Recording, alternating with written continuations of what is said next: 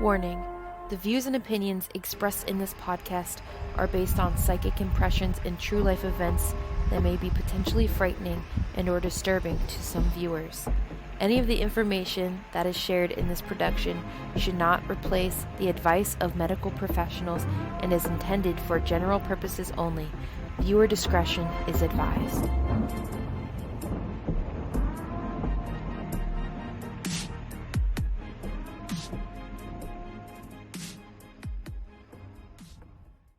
Hello, everyone. Welcome to the Lights at Midnight podcast. My name is Chastity, and I'm here with my co-host, Emily, the fine art medium. and we're two mediums that specialize in the paranormal. Our purpose is to shed light on what goes bump in the night. That's why we call this podcast Lights at Midnight, short for lamp. Lamp, ding.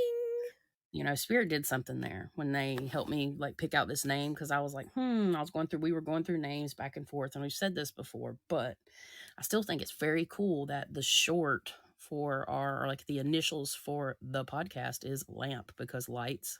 Get it? Okay. Corny joke for the Wait, day. I have something to say. Okay, I'm gonna build a picture for you right now. Imagine you're in your room and it's dark and there's no lights, right? And all of a Yeah. sudden, you see this silhouette of a figure, right? Yeah. And then he's holding a light and he flicks that on and he goes, "Hello, Daddy." What? The fuck? The fuck? Okay, no, I'm good. I'd be like, turn that shit off and get out of here. Hello, Daddy. I'd be like, get out of here. I will throw salt at it and go back to sleep. Like, shut the fuck up. That's I've done that before, actually. Like, true story. Like, there's something like manifesting over in my corner, which I used to think, and I'm not sure, but I felt like there's some type of energy portal over there, and it's probably because the mirror that's over there that's been here since I moved in, and my ex-husband bought it for me, so it's probably seen all kinds of crazy stuff.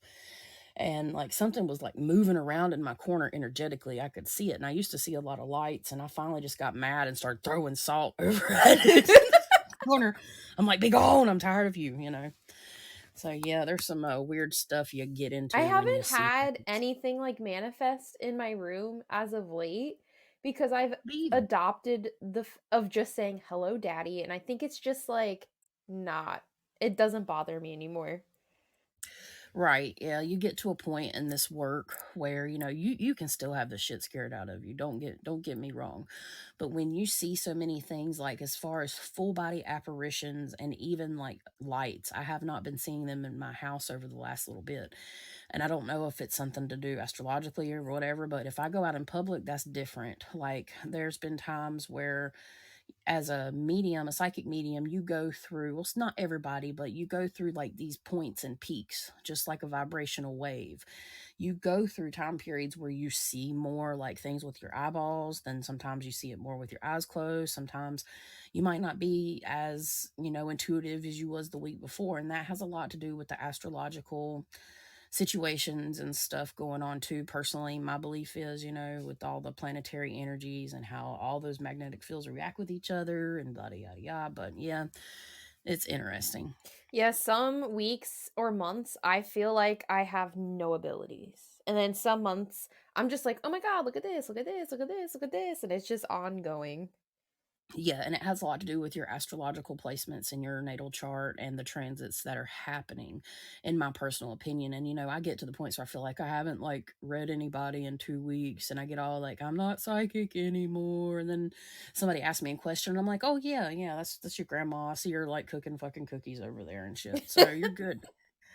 We're good. Yeah, she said hello and she loves you. Okay. And that's kind of how it goes in the world of being a psychic medium. Now, I know some mediums, like, you know, they're always on point, but it's because I think they've reached that level of like they constantly have clientele, or they constantly just in it every single day. And I give myself breaks because I try to stay, you know, grounded as much as possible. And sometimes you just need those breaks. Yeah.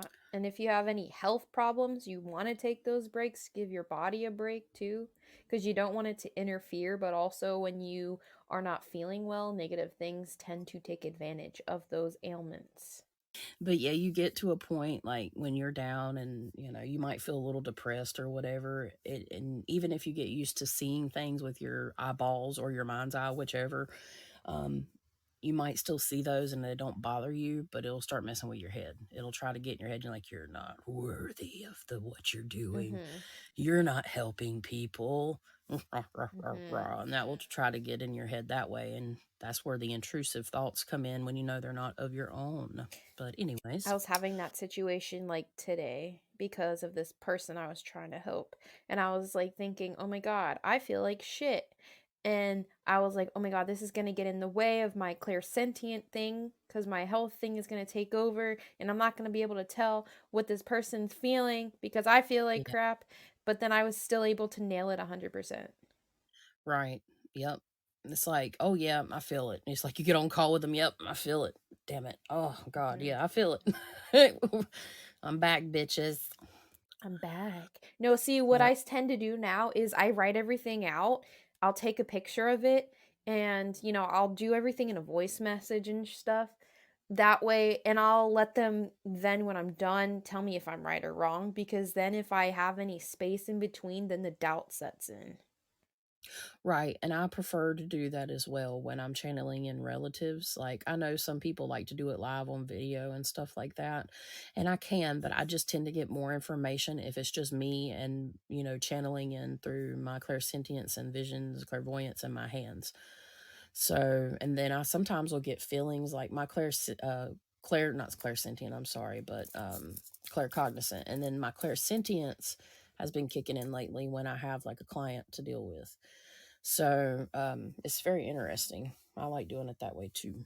So, Well, do you want to talk about your experiences first before I talk about the squid experience? We got to tell people actually what we did. oh yeah. Well, my experiences have been all over the freaking place. I mean, I text you my dream log every freaking day, and you're like, "The fuck are you on, dude?" They're jacked up on like Benadryl, whether you took Benadryl or not. Like your dreams have taken Benadryl sometimes, it seems. Mhm. So, why don't you go first? Because I have to go through my phone and scroll and scroll and scroll because I have 3 years to scroll through. Yeah, because it's something every night, I swear. It's interesting though. It's good that you feel well enough when you wake up to start typing. I'm like, fuck my life. I need a Oh, cigarette. trust me, when I go back and read it, some of it's incoherent and I have to retype it. Right. Well, okay. So me and Emily decided to kind of go back into the situation that we spoke of last week, the opening, like, situation we talked about where went into like a realm jump, is what I'm calling it. And I went to visit Emily on her birthday, astrally, and I saw this crater, this red, yellow, and orange crater in the center of her stomach. So, me and Em have talked about like her health and how certain things, just kind of come in a repetition because she is very clairsentient. And her being so clairsentient allows her to pick up on a lot of different things. So, being clairsentient, it's going to be coming in my opinion, through the solar plexus. So, that is where this image I saw on her is located. So we were able to, well, I was able to come in and basically use my healing energy because it was just a test. Like, this can't be validated. Of course, this is an astral experience. We can validate other things we do, just not this. Well, Em felt bad and she was off work and we both were up and we both decided to go into a meditation and see if there's anything that could be potentially around Emily that's causing her these, some of her unexplained health issues. She's had issues with her stomach for a while now and has not been able to figure anything out. That's all I'm going to say because, it's her business, but just know that her belly's been bothering her. And when I went in, um, first and foremost, and I'm going to try to remember this because my notes are on what I'm recording on, so I'm not going to pull those up. But basically, ended up going in to like a vision, and I come to her room. She's laying on her bed, flat on her back, is how I see it. And initially, I see like a shadow being walk in. And the shadow being, I end up using a technique that she has been using in her house, which is like a golden tornado. And this is all envisioning work. Like, this is how things happen when you do these types of things. Um, I know it sounds crazy and weird, but it's just how this works. So I push this thing outside and shut the door out of her front door. Then I come back in and I start to focus in on her healing energy. So I start using between prayer and different things. I've put my hand like basically on her stomach and have benevolent being. I felt a benevolent being with me that did the same thing. I saw it like a duplicate action through my, I guess you could say, prayers. And then all of a sudden, everything went like black. And I come out of it for a bit and I wrote down what I had experienced. Um, and I told Emily this, but then I went back into it because, she was still trying to rest and just kind of like meditate and whatnot to see what she could get.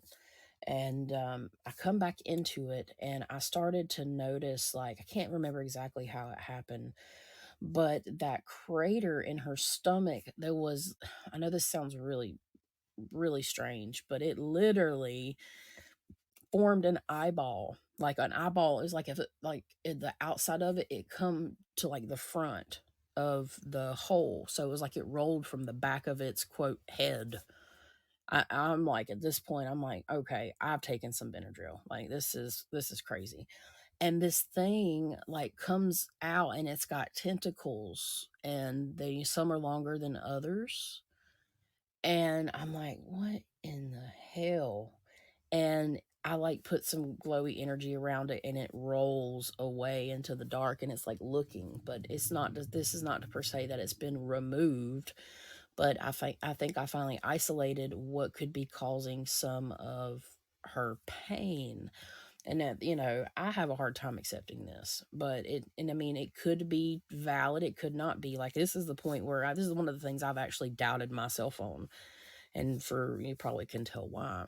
The listeners can probably tell why, because it's like way out there. But I went back into it and I saw like a group of people standing around Emily's bed, and they were people, and some of them were dressed up in like the 1940s or the 1950s styles, and the rest of them were blurry, which was interesting. And I'm hearing like the knocking at the door still, where like I put this shadow being thing that was standing there, which we're going to get into that with this episode. And yeah, that's basically the last thing I remember visually seeing in my mind's eye. And then I was writing down about, it was like 9:22 a.m. And Mhm. I told Emily, I feel like you're being pulled into sleep. And then I started getting the vision of a long hallway, and a bunch of doors opening as like a white hallway. And as you go towards the end of it, just gets pitch black. And I'm like, yep, she's being pulled into dream world, because I see a lot of doors associated with her energy and this like ability she has to kind of like manifest portals that we're saying. So this is all theoretical, but it's very interesting. And, it kind of ties into what we're going to be talking about today, which I'm sure from the title you have seen, but we actually didn't formally tell you. We're going to be talking about what is considered darker or malevolent spirit beings and entities. So this is the second part to our an exploration into the realms of spirits. Mhm. So this is we're going to be talking about the darker stuff. And if anybody's seen our social media posts, it was pretty neat. So we kind of really getting into this because this is like our bread and butter. So So while you were seeing the different people around me, at the same time, I had been envisioning my spirit guides also helping me, and Jesus and archangels and stuff trying to help me. And it's interesting you mentioned the females dressed in those clothes, because I've had females dressed in like long skirts and stuff with buns, like formal buns and stuff in their hair, help me with darker stuff and trying to get dark energy out of my body. wow, So okay. I don't You didn't tell me know. that. You didn't know. That's cool. I'm glad, because I'm glad we saved some of this stuff for validation or like Mhm. wow factors, for us at least. It might not be to everybody else, but I think it's pretty neat. So while I was okay, so now we're at the part where I'm getting pulled in because I'm trying to like focus on getting this stuff out of me too. And it's making me go to sleep. Like it's not a choice for me to go to sleep. It's forcing me to go to sleep. So, as this happens, I start having this dream. It's like a dream combined with an astral experience. Of course, and this is funny, and this isn't not for clout. This is literally what happened. I saw metapsychics there in my dream. I'm not kidding. I saw Live in M, but mostly M. She was there. Can I pause you for 1 second? Just 1 second, Yeah. because if we're going to say this, then we have to say it all. I know this sounds crazy. Metapsychics is never going to hear our stuff, possibly, but we have been having dreams, like different type of astral experiences, talking to them. And I think it's very interesting. Like, I had a full-fledged, like, real deal last dream. I sat down and had a conversation with them, and it's, we like, Em and Liv, and we really like what they do, but I wouldn't consider us, we're fans, but we're not like super geeky fans. So this is what makes it really weird, is like we enjoy their work, but why are they in our dreams? Anyways, go ahead. Sorry. Yeah, no, no, you're right. And I've had, like, 4 or 5, maybe even 6 dreams with them in it in the last few months. It's friggin' weird because I don't binge I've their had at least stuff. two. I don't binge their stuff, but, like, I do watch their stuff, so I just wanna point that out too.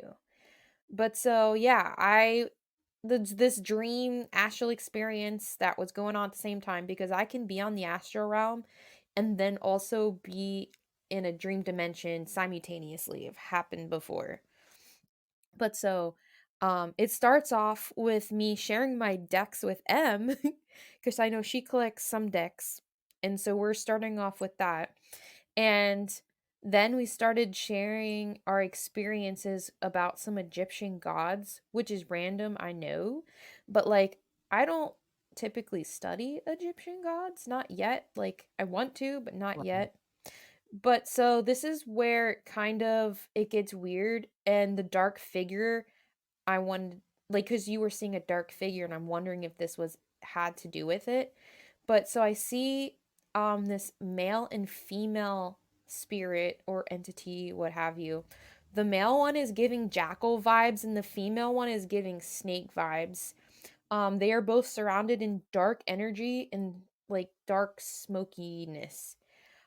There's a guard walking around, and this thing looks like a shadow person, but like a shadow person made out of smoke. So I don't think it's a true shadow person. It's just an entity that appears as something negative and it's coming in this form. And so, yeah, this guard is made up of black gray smoke and is holding a spear.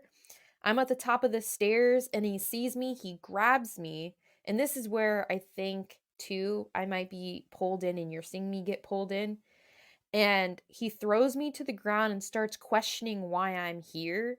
And of course, I'm just like, I don't friggin' know. I'm just like here. And I'm putting, I'm saying this without saying they're Egyptian gods, but they look like they could be. So I'm not going to say they're Egyptian gods, but they took the form or appearance that they look like they could be Egyptian gods. And they did not feel good. They felt very evil and low vibrational and just gave me the EBGBs and just that like danger response of I need to get the heck out of here. And they both had black auras and my immediate reaction was nope. Right. Yeah, that's crazy, because I mean, what I saw was a shadow person. Like, we actually are going to talk about shadow people today, and it's interesting, the evolution, because I actually did the research for shadow people. So Emily probably is aware from her experiences, but what I have to say about shadow people, it might validate some of this. So, and we haven't, I mean, we've had access to each other's notes, but as far as like reading each other's notes, we have not done. We've just kind of looked at titles and structure. Mhm. But yeah, that's crazy.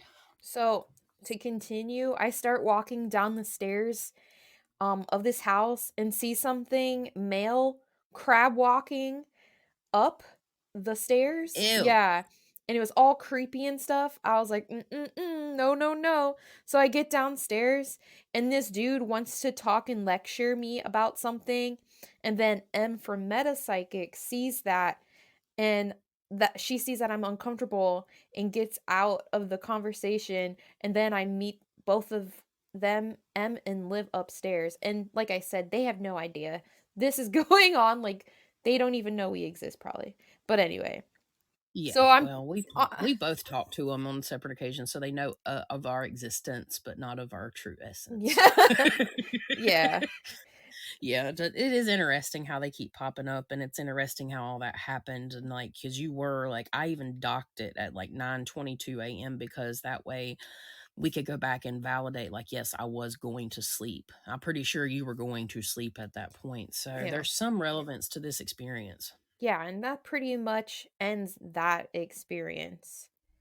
Yeah, and the only thing that I can tie into it and that I didn't until, like, a day after, so 2 days later, the next night after we did all this, I had a dream that I was a woman, from, like, that was at least born in, like, the 1910s, 1920s, but I was, like, somebody else, and it wasn't myself, but I was experiencing somebody else's life in war, and I did not live here in America. I had to have lived overseas in Europe somewhere, and I guess in Russia. I know because of all the stuff going on with Russia too. It's quite interesting. I hadn't even been watching anything on the internet about it, but I had a dream like there was a 20-year long war. So I don't know if it has anything to do with the world wars. Maybe I don't know, but it was almost like Russia come in and invaded their village or town because they were farmers. Like I was living this girl's life farming, like everything and experiences she had, I had as well. And eventually, and she was like, eventually she was, everything got better. I know this sounds really strange, but Russia, the country, started like helping rebuild the community because they were kind of forced to submit or whatever. And last memory I had is I was in a train station and I had on a similar outfit to like what I saw one of the people wearing in that vision I had with Emily, because I did not go to sleep. I was actually awake the whole time. I went to sleep like later on, but not during the experience. And the next day, it may or may not correlate, but I remember even looking down like at my watch as in like a fancy train station, and I could see what I was wearing, but it wasn't me, you know. But maybe that was one of the people around your bed. I thought I don't know, but Wait. anyways, So, okay, this morning when I got up to go potty and then go back to bed, so I was still in that in between state cuz I was not fully awake, but in the bathroom, so I was awake. But I did see tentacles cuz I was yeah, ew, I was in the bathroom with my eyes closed cuz I was falling asleep, and I saw tentacles, and then I saw what looked like a frog. that's really weird. Mhm. Yeah, I've done that before. No judgment. Like so tired, you go take a piss, and you're like, Yeah. oh shit, I gotta go back to bed. That is kind of strange, I will say. And you're saying you saw it in your mind's eye, of course. Mhm. I didn't tell you Yeah. that because that happened today. Mm-mm. No, you have. Also, so one thing I've noticed too, like when I have any ailment things going on, so like my stomach, I'll have dreams or astral experiences in correlation to that pain.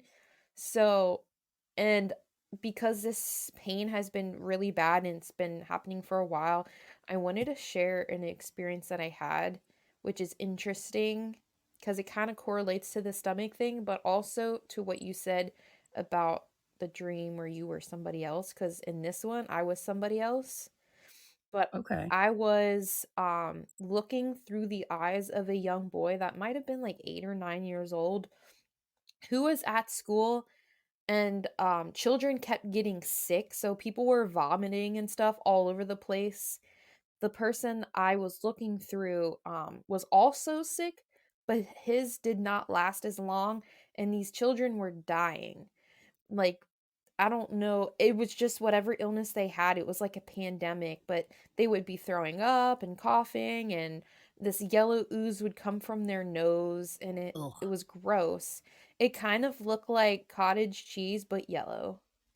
It was gross. That is very, very wicked. And one of my, I know all this makes me think about is from my predictions video where I feel like in February, which is really close, we're going to have an uptick in a illness that basically takes two viruses and merge them together. So I'm going to be on the lookout for that because that's in it. It might be like the vomiting thing that we're talking about. I know that's gross, but I'm just saying, like, that's freaky in another sense. So a lot of different experiences this week we have had. We do have a pretty jam-packed episode. Yeah. This is going to get kind of crazy. I actually, for myself, did write a script, so I'll be doing some reading today. Normally, I just like wing it. I'm like a free baller, whatever. But today, I will be doing some reading because it's like writing 9 mini research papers.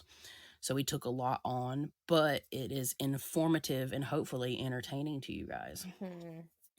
Yeah. Oh, and matter of fact, I forgot to do this in the opening, but M and I collectively, between our Podbean host service and YouTube, we have had over 1,000 downloads, and it's going up and up. Y'all really liked our last episode of, dimensions, frequency, and duality. And we really appreciate y'all's support, like truly. And we really glad you enjoyed it. We enjoyed making it. It was like a surprise episode. So sometimes surprises just work out. Yep.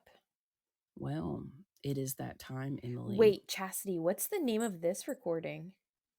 I'll get you, my pretty. And your little dog, too. Yes. So y'all might be sick of Wizard of Oz references, but I promise that we're only going to keep that to a minimum as we go through our social campaign this week for this episode. So we are tying it in, but I think it's relevant since it's the same series. So I just had to keep it real. So pretty much before we get started, and we're talking about, the last episode, this episode is very much intertwined with our last episode in a sense of going through dualities and dimensions and even vibrations, frequencies. So if you have not listened to that previous episode where we had some awesome reading rainbow moments, thank you, TikTok, we really dig deep into our theories as to how spirits, both malevolent and benevolent, communicate with us here on the earthly plane. So if you choose not to listen to that, cool beans, you'll still be able to follow along with this episode. But the overall theme of this topic is definitely based on a dualistic belief system. So each subject featured in this podcast exists in its own frequency and vibration, and we feel that some of the spirits vibrate at a much lower frequency than others. Lastly, it is commonly believed that some of these beings come from another dimension or realm. Matter of fact, with the scientific community going nuts regarding the quantum world of physics and the cosmos, the ideas of the reality of multiple worlds and they exist, it's like blowing up. Like they're saying it's more of a possibility now than ever of having, multiple dimensions, multiple worlds. So, all these things people have been saying forever. If you want to go check out the last episode first, I would recommend doing that, but it's not necessary. We also have set parameters for this episode because as much as we would like to bring you, everything from the supernatural world from all over the world, we can't do that in one podcast because this is already going to be a beastie podcast. With that being said, here are a few things to keep in mind as we make our way through this episode. Dun, dun, dun. We are focusing on spirits in this episode, which means these entities or beings exist in a form that are not truly physical but spiritual. Things that are seemingly basically appear and disappear in the same place, and fucking tits. I'm not gonna be able to do this. No, stop it. You got it. Not gonna be able to do titties. I got tits. I have 2 tits in my body. I got titties too, man. Everybody has tits. It's just some of them are bigger than others. Some of them are flat. Basically, what that means is we're, things that seemingly appear in the corner of your room and disappear. That's obviously not a physical being. That is something that is existing in the spiritual, to keep it simple. We're going to be talking about things, though, in this episode. It's geared towards that. But some of the things we talk about actually have been reportedly physical beings, especially when we get into cryptids and stuff of the such. We've done our best to clarify if the topic has been deemed both, so just keep this in mind as you listen. And some of the topics that we discuss can be traced to all four corners of the earth with varying stories and experiences. Again, as much as we would like to cover all points of views, religious or not, we simply cannot do that in one episode. As we work our way through the information, bear in mind that we will only be covering some things like from certain parts of the earth, certain parts of beliefs, and focused on like Western thinking. We're going to get a little bit into like other regions of the world, but we're actually going to save that, I think, for later. In terms of, so the last like parameter we set was gods and deities for this episode. Like, I wanted to do a little bit of mythology and stuff because a lot of people still work with those energies, but it's very hard. Like, if you want to talk about Hades and try to put him in the malevolent category, you really can't, because he's more of a neutral being and he's not just negative. And some of these beings can be considered by others positive, some people not so much. So it's just a really hard subject to really give any clear, defined line, basically. Yeah. Yeah, because also the whole perspective thing, what we may deem as negative might not be negative to other people. So, Right. And that's going to be depending on your experience and what works for you. So we're not trying to be offensive to anyone here, but this is just a general perception of quite a few people, even people that don't. Some things on this list, most people are going to agree with, some people may not. So, what will we be covering, Em? so we're going to be covering dark spirits. Dun dun dun. It's like, we're dark spirits. No, no. Get your spirit fingers out, everybody. Yeah, Spirit fingers. yep, I got them. They're going right now. Good. Good. All right, we will be covering dark spirits.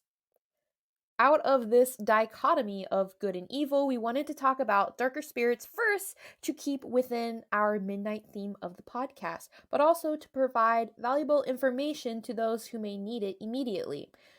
We understand that there are people suffering from oppression of negative or evil spirits and wanted to provide answers along with some helpful tips that may help put their minds at ease. We understand that some of these evil spirits take a toll on your mental, physical, and spiritual health, and we'd like to help as many people as possible by giving them the tools to combat them and protect you and your loved ones. So, yeah. Cool. Yeah, it's going to be interesting. Mm-hmm. And before we really just dive right into what dark entities are considered, I would just like to add a quick definition, because these words are used in a specific way throughout the podcast. Is the definition between entity and a being. So an entity is bound into and a part of time, space, and everything in space and time basically has limits. So it's non-eternal, which I kind of, that's what the definition is gave. I kind of disagree. I think a lot of things are eternal, but just know that entities are bound between like a part of space and time. They're not necessarily like, if they're physical more or less, and then a being is not bound by space or time. So I put interdimensional, or can jump between realms and stuff of the such. So throughout the podcast, you'll probably hear references to that. Just keep that in mind. So entities are bound by a place and time, beings are not. Mm-hmm. Okay, so that's all I have to add for that before we get started. And Emily's going to kick off with the definition and her explanation of dark entities. Dun, dun, So, dun. yeah, I just want to also say that I kind of use spirits and entities interchangeably, but Yeah, I did too. I definitely did I was going too. to say Chas gave you the definition. Yeah, yeah. All right. So, what are dark spirits? So, they are spirits that operate on a lower frequency or negative vibration and affect other sentient beings in a negative way through some type of mental, physical, energetic, or spiritual harm. So, I just wanted to, get that out of the way there. So, Which most people probably know, but just say it. yes. Just say it. Yes. Well, we said it in our last podcast too. Well, if they haven't heard our last podcast, now's a great time to go check it out. Dun, dun, Go dun. watch Kidding. it, you Okay. guys. Or listen. You can watch on YouTube. You can listen on all major platforms. Anyways, All right. So, how are they created? There are numerous ways that these spirits can be created. All right. So, we have human created, and there's a bunch of shit that, follows along this um, category here. Human created is one. The next one is spirits of the body, and then third is non-human spirits. But I'm going to get into each one of these.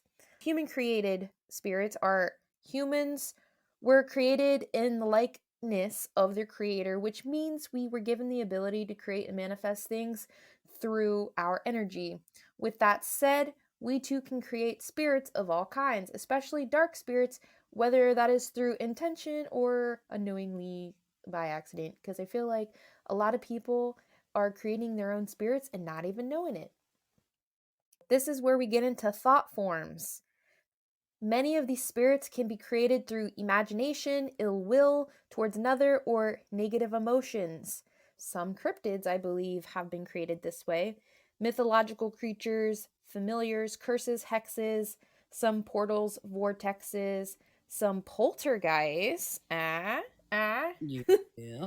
And then we have residual energy. And whether this is a collection of negative emotions or an energetic imprint from something traumatic, it is possible to create a spirit in this manner. Natural disasters, traumatic deaths, etc. If it has developed its own consciousness, it would be considered a spirit. If it has not developed a consciousness, it is a ghost. Yes, and other people may disagree, but that's what we're going with on this podcast. So Yes. that's just our terms personally, not necessarily. Some people agree, some people disagree. Mm-hmm. Anyways, And this is where we get some poltergeists again and elementals. And then I have under the same thing, thought forms and human created. We have witchcraft and or rituals.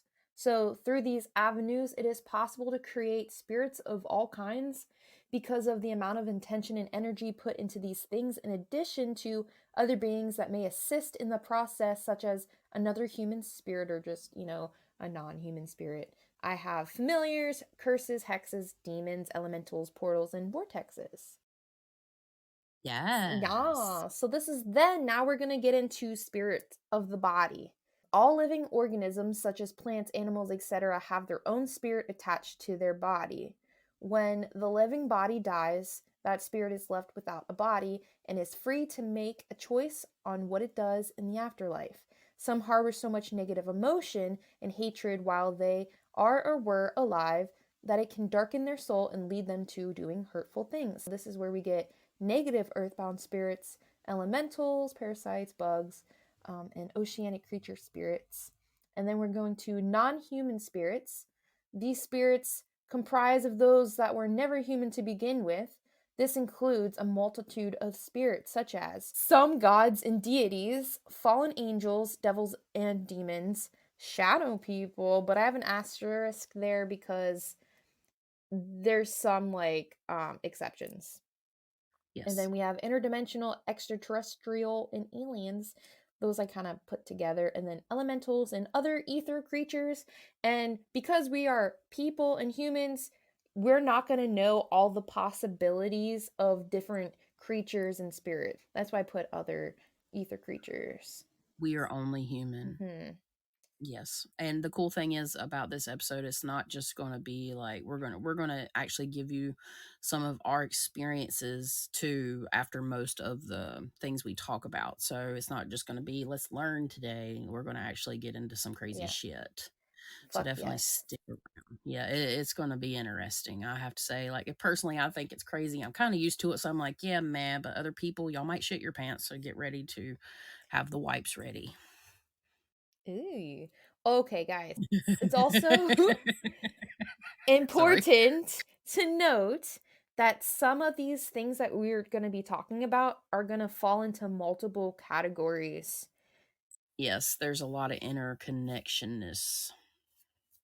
Yes. Okay. The first one I wanted to talk about was fallen angels. This can kind of fit into the devil and demons category, but we're going to cover fallen angels first. If you don't know what they are, fallen angels are angels that were cast down from heaven during the rebellion against the Creator because they went against his command to lay with the daughters of man due to their insatiable greed and lust. Additionally, some had developed further attributes such as envy, pride, sloth, gluttony, and wrath, which is how we get into different types of demons and devils. Just pointing that out. And also the laying with the daughters, if some people believe they made the Nephilim, which are basically half gods, half human, which kind of ties into the Roman mythology things. Because there's supposedly sightings of giant people on like mountains and stuff, and certain religions do believe in them. And there's a lot, like me and Em have some rabbit holes we want to go down. And I personally started doing some research into that last night, and we're going to get to that later. But, anyways, that is a rabbit hole I am willing to go down. hell yeah. All right, you guys. Now, we got the leader of the angels' rebellion. Some say it's Lucifer, some say it's Satan. We're going to say Lucifer for the sake of this podcast episode. He had successfully convinced 200 other angels to follow him and his endeavors. He didn't want to be alone in this, and that's why he's like, yo, homies, you want to come along with me and let's lay with these daughters of man? Yeah, let's get it on, like Donkey Kong. Anyway, that was my short version of it. So, anyway, during this excursion, these descended angels took it upon themselves to teach women a darker and more twisted form of heaven's secrets of sorcery, divination, and incantations. Also, out of spite, another fallen angel, Azazel, created accessories to be worn to enhance their sex appeal. He taught men corruption, the art of conflict, and showed them how to make instruments of war. Due to having children with human women, the fallen angels produced the Nephilim, as Chastity said, which were giant abominations with insatiable hunger for all living things, including humans. Fi, Fun. fo, fee, fum. Okay, anyways. Because they have descended and become demonized, they are also considered to be the higher ranking devils. Some examples we have of fallen angels are Lucifer, Lilith, Asmodeus, Beelzebub, and Belial. Now I'm going to get into the danger of these entities. Because these entities possess the strength of angels but are descended into the demonic, this makes them extremely dangerous if one comes into contact with them. It is also important to state that it is impossible for humanity to know all that these entities are capable of, being that we are beings of earth and don't naturally dwell in hell realms or any other realms they may reside. I listed some abilities that they do have. They have the ability to move, teleport, and levitate objects. They have the ability to possess an individual, manifest sounds, illusions, hallucinations, attract bad luck situations, cause accidents, make a person clumsy, etc., start fires, bring pestilence into the home, influence the living, cause hostility, hurt animals. They have the ability to disrupt chakra flow and create blocks. These entities can also cause nightmares, daymares, and sleep paralysis. Make people sick mentally and physically. Enough exposure can wear them down so much that they can die from a physical illness, and some cause people to commit suicide and murder. They work with other demonic entities and control multiple legions, meaning if you come into contact with one, you will most likely come into contact with their legion and other minions. And probably their legion first, unless you're trying to summon them. Yes. Yeah, and generally, if you're dealing with like an actual fallen angel, the power is very, very immense. Like that's where you get like real bad possession cases, like the exorcism type stuff. Yeah, it's not something I want to have to come in contact with for shizzle. These are one of the worst spirits one can come into contact with. That is known to man at least. Because, like I said, there's a abundance of entities and spirits that we don't even know about. But for the point of this podcast, we can only give you what we know and based off our experiences. Yep. Mm-hmm. The likelihood of coming into contact with these spirits is extremely rare naturally, all right? It's different from purposely trying to summon them, though, so keep that in mind. And it's very hard to summon, like, properly because people think it's just so easy and you're really not summoning that person, but anyways. It is pretty difficult to summon them through witchcraft, and oftentimes you will get one of their underlings. If you get one of their underlings, you could just get a different entity matching that energetic vibration you are putting out. Yep, beautiful. Beautiful way of saying it, absolutely. Beautiful chef's It's kiss. actually it's maybe not beautiful the way you said it, maybe not so beautiful when you're staring at one, but anyways. Yeah. Well, the fallen angels, though, they say that they actually have, like, beauty, like Lucifer is not an ugly creature, Yeah, like, because that's he's an why angel. yeah, and this is where, like, I'm not trying to jump ahead, but I just wanna state that, when I think of the energy of Lucifer and I think of the energy of Satan, I feel two different divisions and I feel different, just different. But, anyways, Yes, absolutely. I definitely do not recommend trying to summon them because even if you are successful, they are still extremely dangerous. Now we're going to get into the devils and demons, even though they kind of correlate anyway. But right, yes, one of the most malevolent and most harmful spirits in the universe are devils and demons. Devils can be considered as the angels that had been casted out of heaven, aka fallen angels, some of them anyway. And demons are the minions of devils. Some say demons are independent operators, and others say that they follow a chain of command. Their purpose is to wreak havoc through corruption, plagues, and disasters. We believe devils and demons follow a hierarchy of order. And this is kind of very complicated, actually.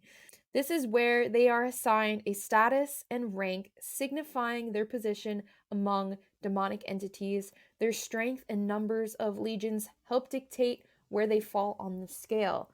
Now, I'm kind of barely scratching the surface with this because, I will list all this stuff, but then you even have the Goesha demons, and I'm not going to even talk about that because it's bananas. right. And then maybe save that for another time because this will be Yes. 17 hours long. This will be absolutely 17 hours long. I'm going to start with the fallen angels hierarchy. And the reason I kind of put it in with the demons and devils is kind of like they're it falls in both.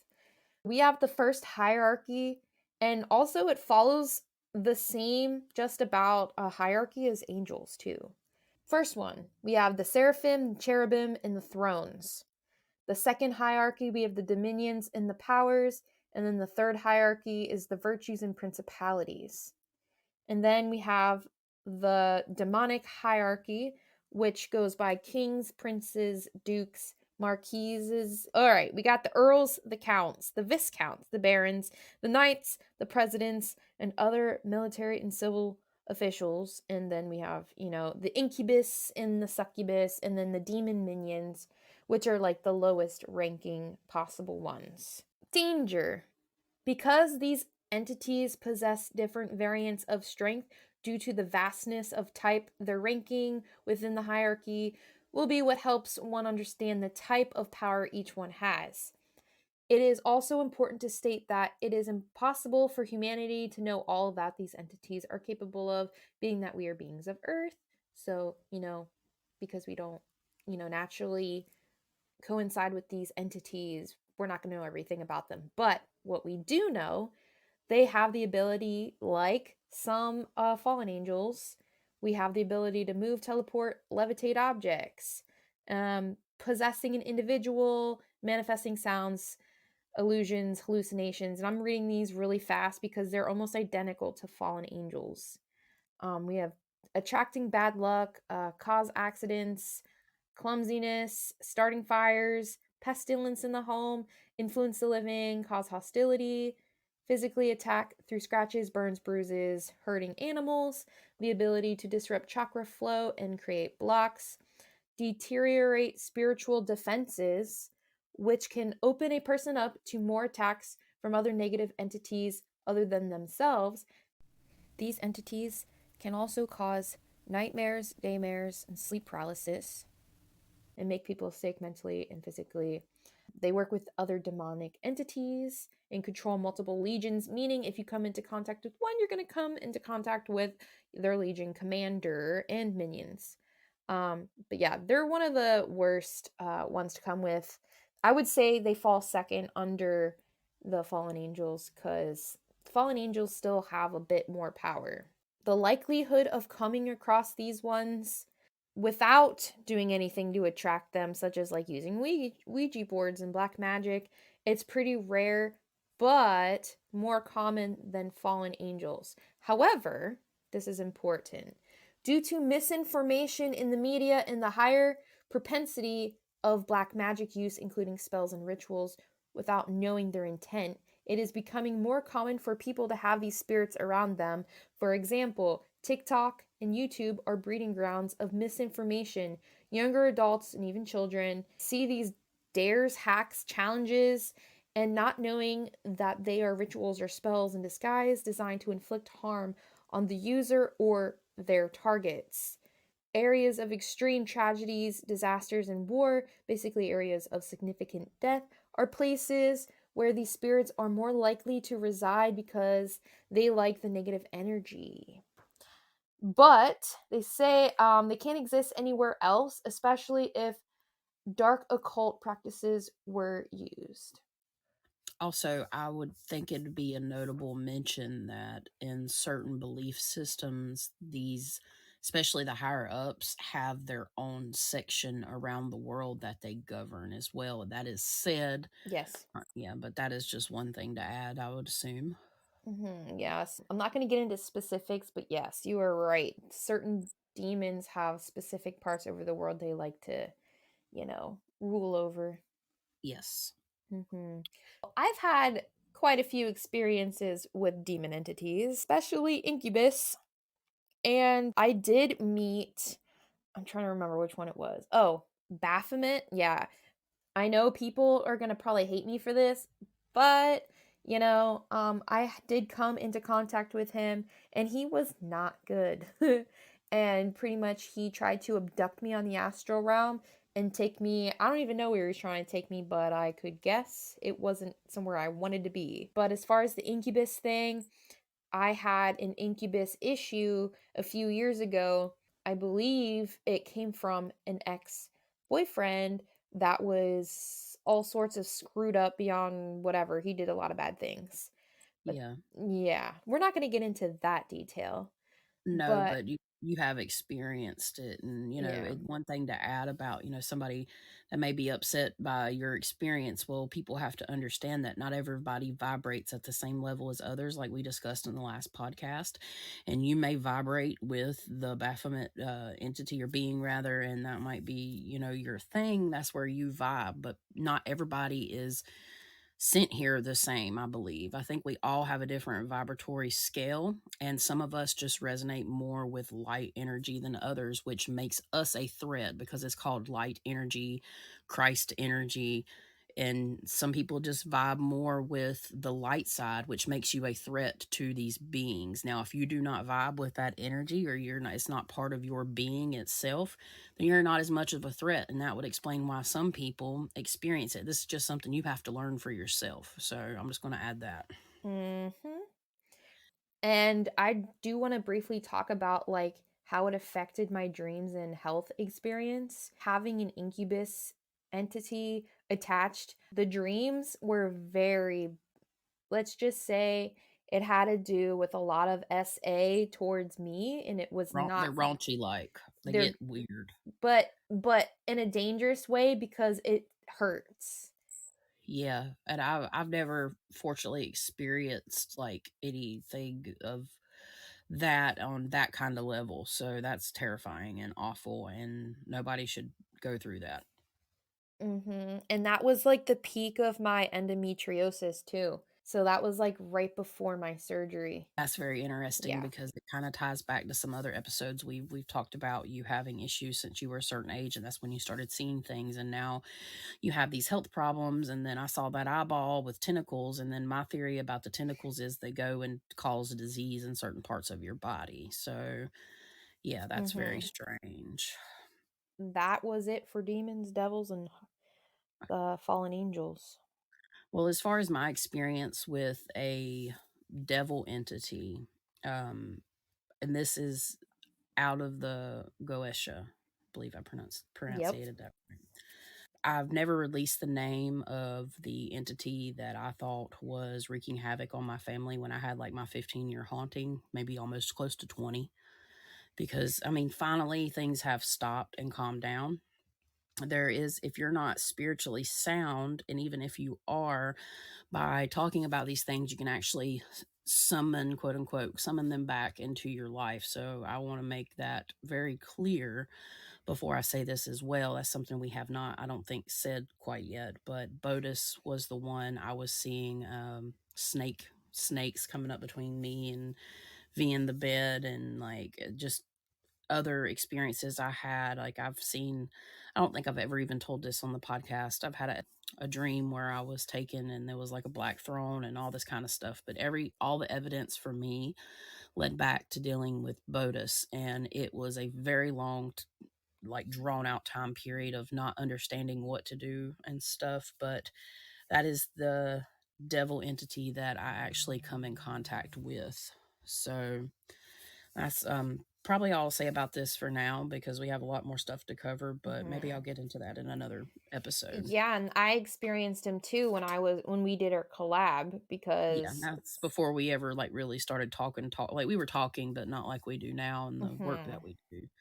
But yeah, Emily, she, she knew that I had experienced stuff, but then she got to experience exactly how strong that entity can be. And that come directly from working with someone working with that type of energy. And that's how it mhm, got on that family. And there's some other things tied into it. But if y'all are interested in hearing about my backstory, you can go on Emily's channel, and it's called the Hinsdale Road Haunting, I believe. So, and it's about a year back now, but you can find it. It's a mhm. 2 hour episode. We might have to re-release that at some point. But anyways, Yeah, we could probably release it on the podcast. yep, we could do something of the such. Hey Lant fam! Have you been thinking of starting your own podcast venture? If so, consider using Podbean as your one-stop shop for everything podcasting. You can create, record, host, distribute, monetize, and merge your podcast all from the Podbean mobile app or your desktop setup. Podbean offers a 4-tier pricing plan that is sure to fit everyone's podcasting needs, starting with the free basic plan for anyone that signs up with an account. Chas and I currently use the Ultimate Audio plan that starts at $9.99 a month for a yearly subscription, and it really has been the most valuable tool as new podcasters with minimal equipment. Honestly, I just use my iPhone and iPhone headphones, and she just used her tablet without her headphones. So it's like, even if you don't have a desktop computer, you could still record from any mobile device. It's awesome and it still sounds great. Use our link in the show's description box below or visit www.podbean.com/lamp. That's LAMP to start your podcasting journey. By using this link, you will receive 1 month of Podbean's Ultimate plan for free. You won't regret it. As always, thank you for your support, and now back to the show. The next like entities we will talk about, or beings we will talk about, is shadow people. So a lot of times shadow people can disguise themselves as certain, like shadow people or a shadow person or a shadow being or whatever you may see. They can actually disguise themselves as other things. So this is kind of the intertwining information here. So I'm just going to go ahead and get started. They're perceived as an entity or being that resembles anything from a freeform shaped to a silhouette of a human figure with or without clothing or accessories that is blacker than the pitch black night and can come in the form of a child, the size of a child, to a monstrous being. It's worthy to note that some shadow figures could even present themselves as, a shadow at first, and then they turn into something else. And then certain things, to know about shadow people.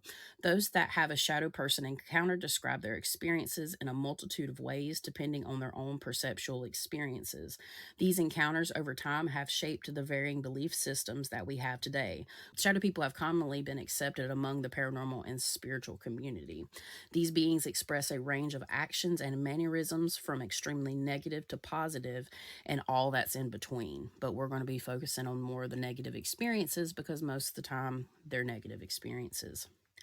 Some consider the shadow people to be a reflection of one's own psyche located at the subconscious level based on previous life experiences that correlate with fear, traumatic events, and unpleasant memories. There's another intertwine. Some consider shadow people to be a reflection of one's own psyche located at a subconscious level based on previous life experiences that correlate with fear, traumatic events, and unpleasant memories. This was most recently popularized by Carl Jung's theory. He teaches about the shadow self and the archetypes and just all, how we internalize those experiences. In terms of science, many scientists agree that it is an illusion that comes from either a mental illness or the stimulation of a particular part of the brain that creates such visions slash hallucinations. So they're calling people schizophrenic and all this kind of stuff. So sometimes schizophrenia, I'm not going to say all the time. We've had this conversation before, but some people that are labeled schizophrenic may not be schizophrenic. But if you are seeing things and it's awkward, it makes you uncomfortable, definitely seek medical attention and don't take our advice for it. Anyways, with all that being said, many people have many experiences with very varying conclusions regarding shadow people, that their origins and intentions are shrouded in mystery. Basically, you know, they really don't know much about the shadow beings and where they come from. We can only assume based on our experiences collectively. Those in the spiritual field are no exemption, as it seems everyone has a differencing in opinions as well. Some people think that they're benevolent beings, but from my experience, and this is the way I personally see things, this is what my spirit guides help me, how they help me differentiate things is I see something in a dark field or room in my mind's eye.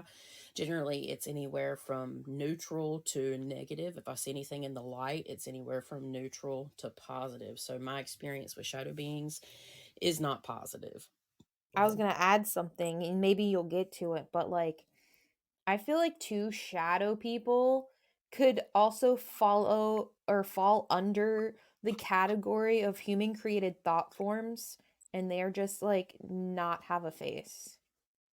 Yeah, yeah, and that's like for me, I agree. Like poltergeist or the thought forms basically is what creates the poltergeist. It's almost like so spirit showed me something actually very interesting about how we funnel energy. I know I get sidetracked and I can talk for a year, but just follow me here. It's like our thoughts go to a different part in space or something. It's almost like in the 5D where something like cracks open where our thoughts go. I know this sounds weird, it's just an example I can use. And then they start to make like a bubble if they're not properly released. So you have like this tiny little funnel that goes out and starts creating this blob of energy. It was like a visual interpretation of how they're actually created for, I guess, my mind to understand. But if that gives anybody any clarification, it's like a little tube that starts off small from your magnetic field, and it still could exist potentially within your magnetic field, which can go on for, they've actually studied it and they can only get up to about 8 or 10 feet before they lose, like the instrument can no longer measure the magnetic field that starts at your heart. So it's scientific. So I would assume that they were born inside of that magnetic field until they create enough energy. So you have like these blobs basically of energy that would explain why, certain people have chakra blocks. Those chakra blocks and all that can create another entity. Yeah. But yeah, I'm going to use my own experiences and, things that I have seen to kind of describe more so. I'm mixing my experiences with research basically here. Mhm. Oh, can I say something? So Yes. with that, my spirit guides were just showing me like our the energy that makes certain entities.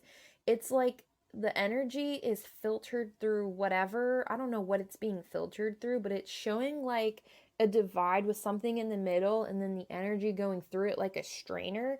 And then what makes it out then creates the blob thing you're talking about. That's so weird because when I was doing my channel on like dark energy and dark matter and that separation between energy, there is something in science. I don't know the name, but I also feel it in a spiritual sense that there is a transmutation point between energies.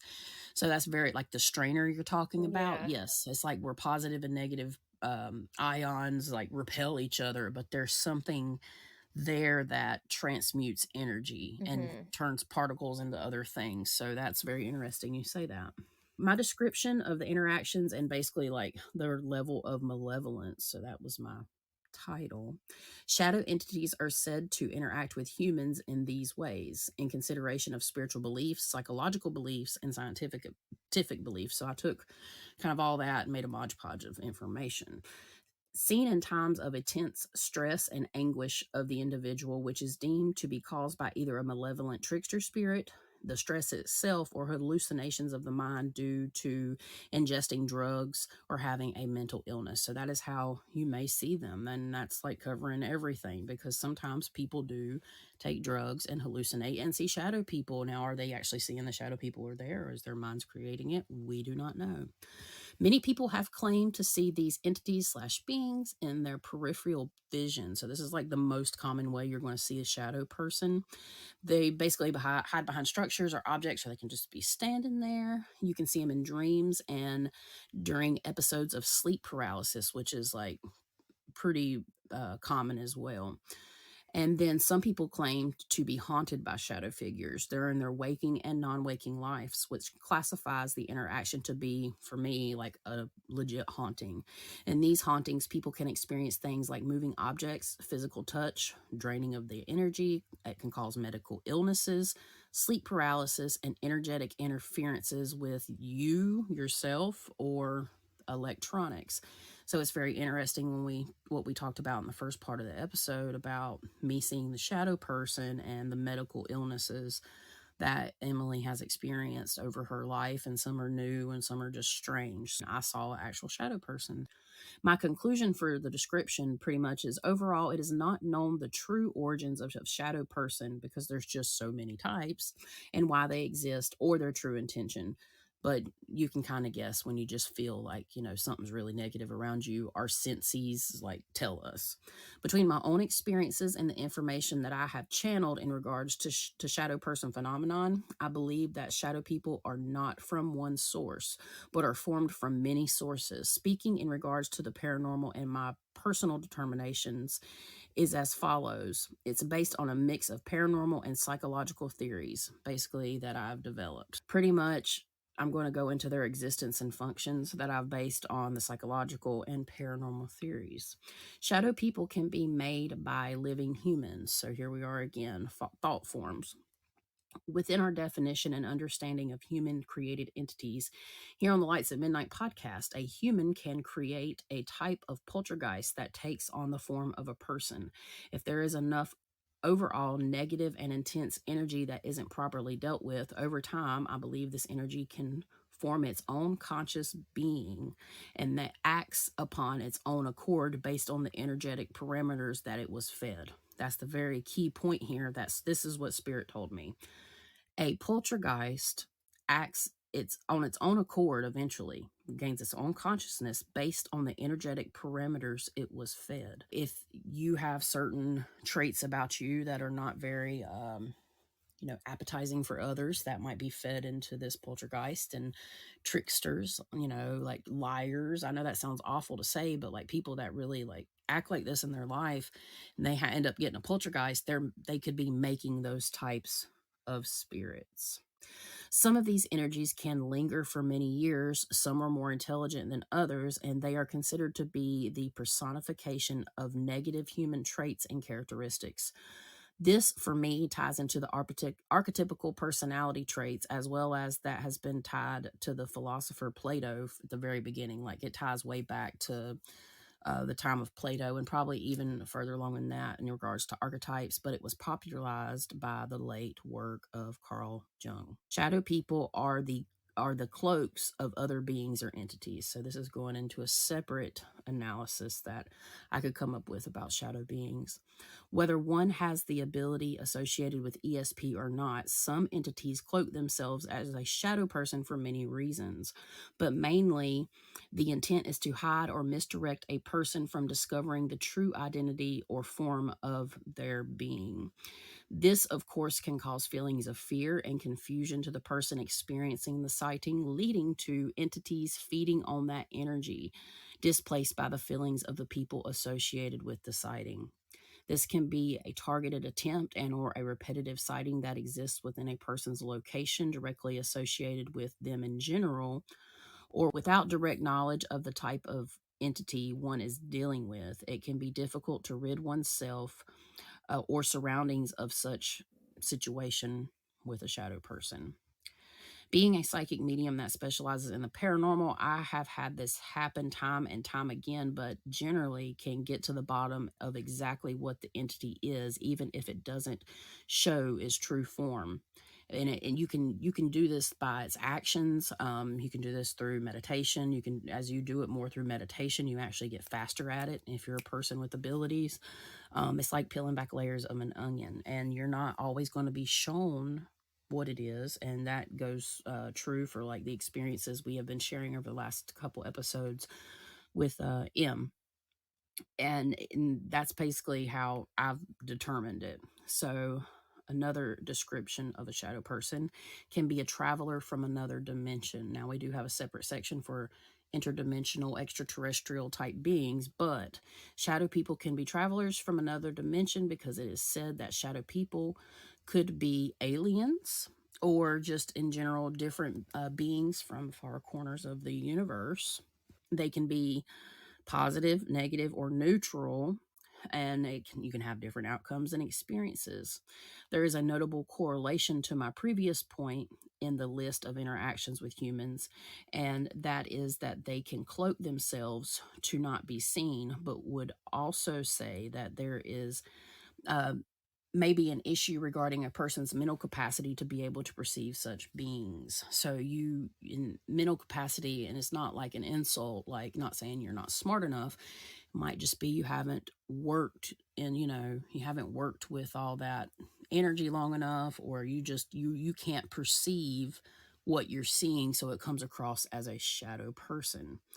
One scary thing that I've heard some time ago is that people have reported seeing a shadow person and then mysteriously end up disappearing. To me, this would mean this type of shadow entity could definitely have the ability to open up portals, which denotes the energetic strength of them. That is terrifying.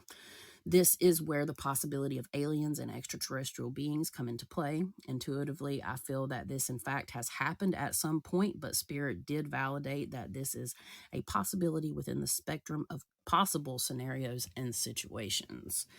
So, I mean, it gets pretty deep with shadow people. That's why they're closer to the top of our list. I mean, you have something that just appears in your room and then, people just go missing and there's no trace of them.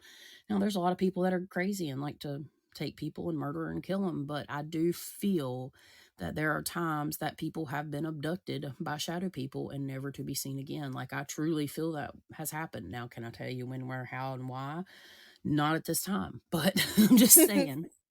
I was gonna say based off okay, so watching another video from another YouTuber, I was able to see through their astral experience and see that it was like almost an interdimensional extraterrestrial being that had like a hive mind mentality, and it was scary. I did not like it because the density of this thing was unlike any other being that I felt. Because, when you come into contact with a demon or a devil or what have you, like you can feel the different energetic vibrations. But this thing, it was so heavy. Like, I don't Yeah. know. It just felt like a Black Adam or just like something that's so heavy but is able to move so freely. It was weird. Yeah, and that for me, like that just denotes the energy that is behind it. If it's heavy, it's feel that means it has a lot of energy. That's just my perception of what you said, but Hmm. that's a little trippy. Chaotic. I don't like it. Because at Yeah, least with the demon, you know what their end goal is or what, what their motives are. With those things, it's so chaotic, you don't know what the hell it's going to do. right. And until you can actually either see it or it presents itself, that's what makes shadow people really scary. Because sometimes it could just be a earthbound spirit. It can be anything from an earthbound spirit to like super low vibrational. We have no fucking idea what it could be. Mhm. So some popular examples is the Hat Man, is the entity known to feed on people's fear during sleep paralysis episodes. Unlucky witnesses accounts state that the Hat Man stands approximately 6 feet tall, all the way up to like hunching over in their room. So it varies in size, but one common trait of the Hat Man is that he has a brimmed hat. It can be different types of brimmed hats, a top hat or a fedora or whatnot, but it's always some type of brimmed hat. And science refers to these episodes as hallucinations or associated with a sleep disorder. Other people that have experienced the Hat Man in a total waking conscious state and not from their bed, or they might even be in their bedroom. So this is kind of off my script, but I did do a little more research into different types of shadow people, and the Hat Man has been associated to the Men in Black. So everybody thinks these days, unless you're old enough to know or you just read about it yourself, the Hat Man is the original Men in Black. So this goes into interdimensional or whatnot beings as well. And the guy that actually started back, I believe it was 1954, 1953, he started the first like UFO convention for around the world. And as he went on and he was getting information, he said that he was visited by three Hat Man looking things, but they had red eyes. Because another quality of the Hat Man is it might just be all black, but then some of them actually have red or yellow eyes. And he said that they came and was telling him not to release any more information. And he was continually visited by them and was like they were making threats. So he actually stopped his research and his whole foundation he created based on UFOs.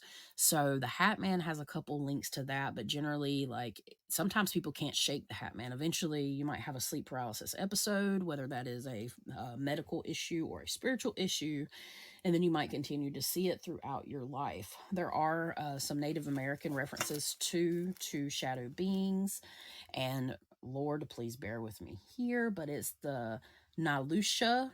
Okay, look, the Nilutia philea. There's two different types. So, um, I think one is Chato. Okay, look, I'm not good at this, but y'all get the drift. It's actually one of them. The Nilutia philea is actually in the Ether Creatures deck for Till Swan, and they're shadow beings that basically come around based on somebody's thought forms.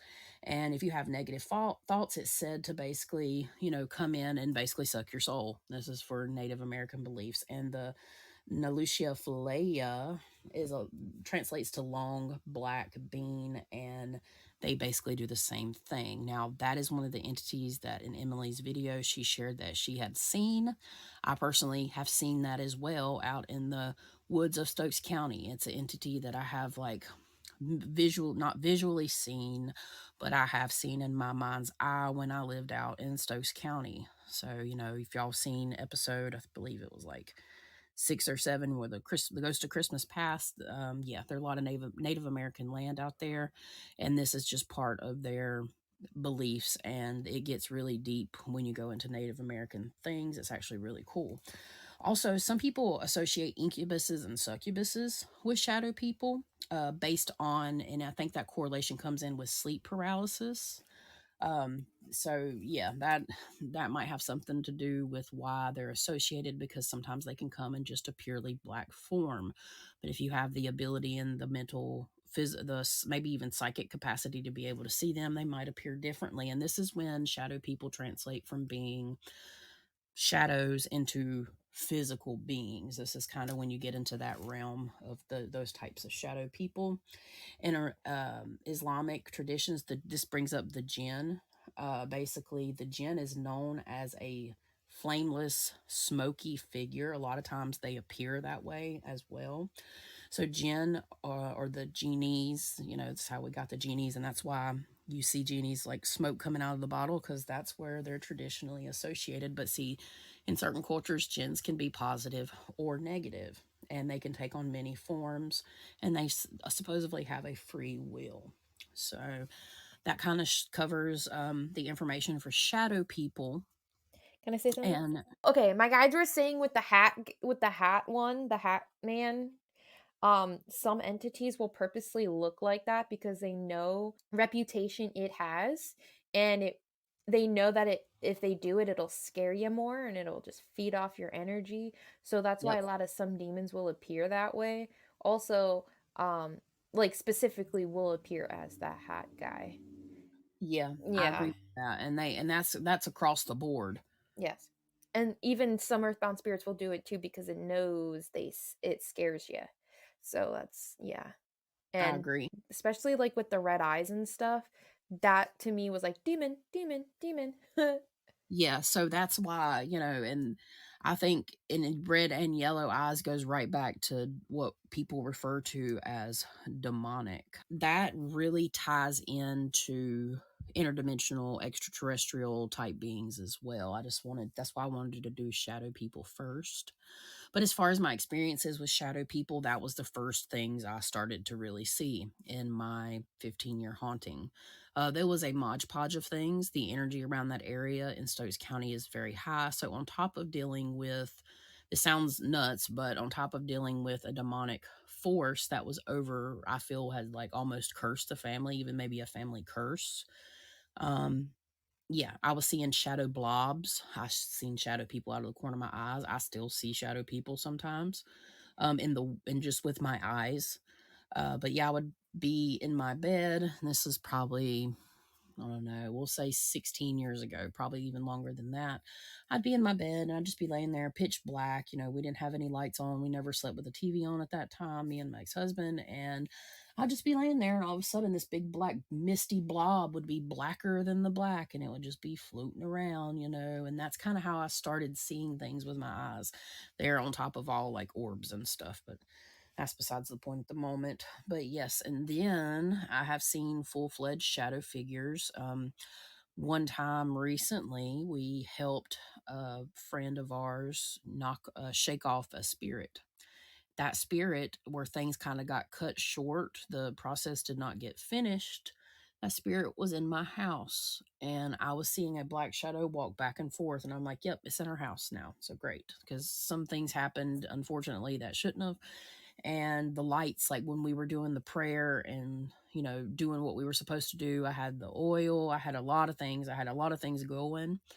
When we did our final prayer, the power completely, I've spoke of this, the power completely cut off to my house for 3 seconds. Now, could have somebody hit a phone pole up the street, that's a very good possibility. But the possibility of that happening at that exact moment, no. And this only happened like 2 months ago. Like the power completely shut down at my house for like 3 to 5 seconds and come right back on. It was one of the trippiest things I've experienced lately. But after that, it was fast paced. It was definitely causing some issues between me and V, not like us fighting, but like issues of us seeing things, feeling things, etc., etc. Do you have any shadow people experiences you want to Yeah. elaborate on? When I was a kid, my brother and we used to have the Christmas lights strung in our bedrooms because we were fancy. But we liked doing that. But so I kind of had like nightlight stuff in my room all the time, but I would always sleep with my door open because my dog and cat would come in and out and sleep with me. And I remember, around like 12 years old, I would say, maybe earlier, like 9, 10. I would see shadow people in my hallway upstairs in my parents' room or parents' house, I should say. So I used to see that a lot, and I would always get the sudden feeling of like fear for no reason. And like I was a daring child. I didn't care and I was never like afraid of the dark or anything, but like I would just get these bouts of anxiety and then boom, I would see a shadow person or whatever, which we know it was a negative entity because of all the portals in that house, but yeah. Yeah, and I mean, I think a lot of people can relate to this because, I guess the last thing I'll add about shadow people for the time being is it Art Bell. So it was a radio coast to coast. And Art Bell, he was popular and he still is very popular. He had 10 million listeners back, I believe, in like 80s, 90s. I don't know when he retired. He could be passed by now. I didn't look into his history, but Art Bell was one of the first people to really make things go viral for shadow people. They were talked about. I believe this was in 2001, and they asked for people to submit stories, and they got like 4,500 stories within the first day. So it's safe to say that if you haven't experienced a demonic being, a fallen angel, or just in general anything like above what we would consider above this, most people have seen a shadow person. People that do not believe in ghosts and spirits and all that, people that have never had experiences, they believe in shadow people. Shadow people can talk to you, they can do all kinds of things. They don't just stand there. Some of them creep closer. Like it's a very anxiety inducing type experience depending on the level of severity. Like I said, the most known way or most popular way people see them, it's not the right word, but it works, is, out of the corner of their eye. And then you have the experiences of seeing them just like standing there for like dead on, and then you start having more experiences like with sleep paralysis and stuff, and it can happen in that order for one person. It could happen in any order for any individual if you just see it one time, but most of the time shadow people are a thing. Mhm. And I wanted to say this too, like the guy that was fully invested in doing his research, but then the entity scared him and were like, don't do it. That would make me invalidate the work that I'm doing is right. And I would want to keep doing it. Right, I agree with you. I think it just depends. Like this guy, he was into the UFOs and stuff, and I don't think this was his bag. I think like if he was a different person, had different, they were really, from what I read and listened to, they really were coming at him hard. And not everybody, this just goes to show you everybody's different in the way they handle things. Some people we deal with are absolutely terrified, like they cry to us, and I'm not boasting that. I'm telling you, people really suffer, and that's why we do this. Mhm. And that just denotes like how everybody deals with it differently. Like I've been in that situation myself where shit just gets so bad you don't know what to do but cry. Like what can I Mhm. do? But that's what separate some people from some people. And like for me and M, for example, and I can speak for other people too, it really gave us strength eventually to step up, and now look what we've become. Mhm. Like I'm just saying. So yeah, it's strange. And there's a lot of other conspiracy theory things that you could really say associated with that experience with the man that, I think his name was Herbert, don't quote me on that, but there's a lot of things you could say, like it could have been the government sending brain waves and stuff, and you're talking about World War II technology, and it gets pretty deep. But yeah, so that pretty much concludes my part for shadow people. Yeah, that's lit. Like, okay, if he's alive, I'll protect you on the astral realm. Keep doing your work. He's definitely passed, but Damn it. yeah, there's a lot of people that follows his work. Mhm. There's a lot of people that, back then they had the big, you had the Roswell crash, and then things went crazy, and then you started getting into the abductees, like the first ever. It's Betty and Barney were a big story actually up north about abduction and stuff that one we'll get into at some point. Now that we have finished this last bit, we're moving on to extraterrestrials. Very interesting subject, and it's become a subject of more relevance as of late. So, I'm going to start with the identification and placement, basically, the definition with a little bit more info. They are known as entities or beings not of Earth.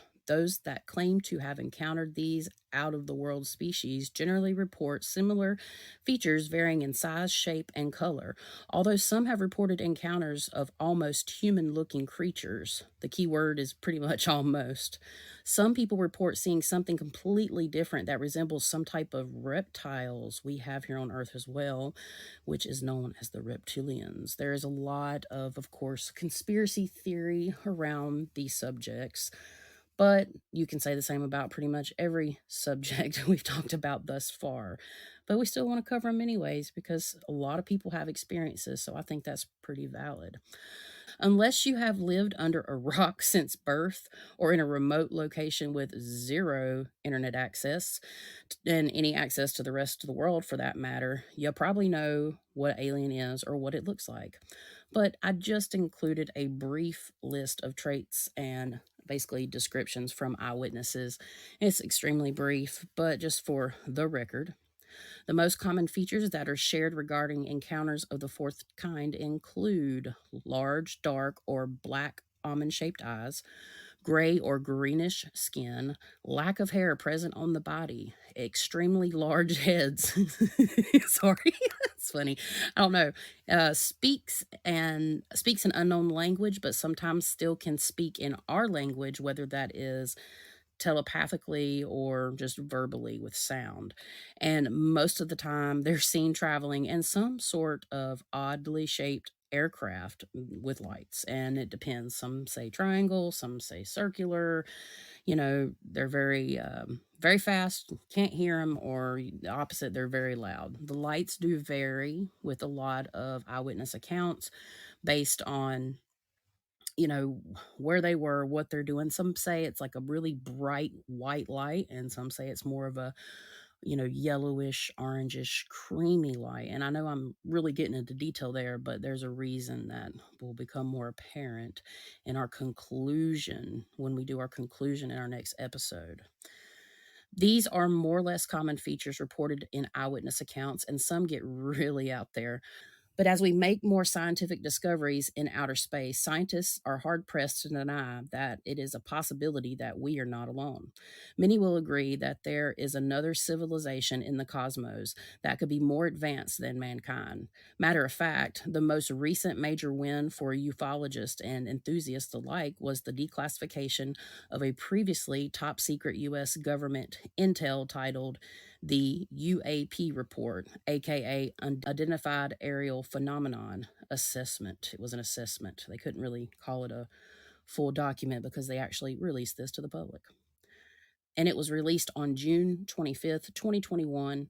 So now, as a US citizen, we get the green light to send our unidentified flying object, or what they now refer to as unidentified aerial phenomenon, to the government. They have like a website where everybody can submit it, and a lot of people have already. With the rising ability to record and snap photos on demand, thousands of unexpected onlookers have been able to capture some fascinating, unedited photos and videos that have been used to prove there are anomalies in the sky. So I'm moving on to the description of interactions and basically like the level of malevolence that has been encountered, because even though a lot of people say that they've met friendly aliens, or they believe that there are beings out in outer space that can communicate with us and have our best interest in mind, that's not always the case, it seems.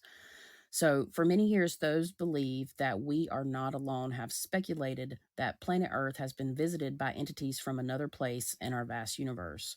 Some people believe that these star beings even had a hand in several of the world's greatest wonders, including the pyramids of Giza and stone structures at the site of Stonehenge. Before the late 1940s, the word extraterrestrial was not a common term to be heard in the vocabulary of humans.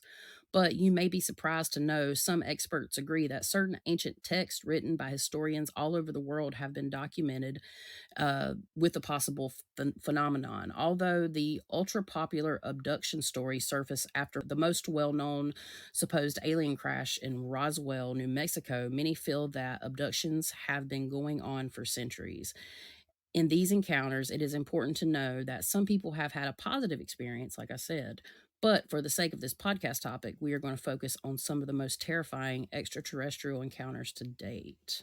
Here are a few of the earliest known possible UFO sightings that we have heard of. So, evidently, now this can be translated into different ways.